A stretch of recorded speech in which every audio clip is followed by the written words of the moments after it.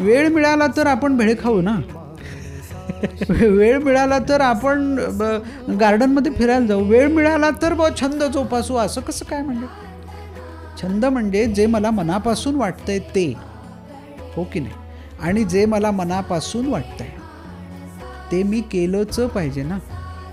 ते वेळ मिळाल्यावर करू असं कसं काय? आणि जे असं करत असतील ते मला असं वाटतं स्वतःच्या पायावर धोंडा पाडून घेतात.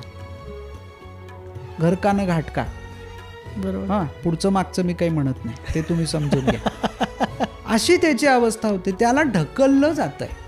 जा तू, जा इकडे, जा इकडे, तुला पॅकेज आहे, इकडे तू जा.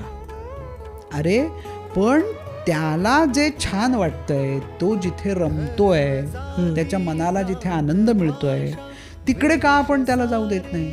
ते बाबा तू वेळ मिळाल्यावर कर असं त्याला सांगतो. हे चुकीचं आहे.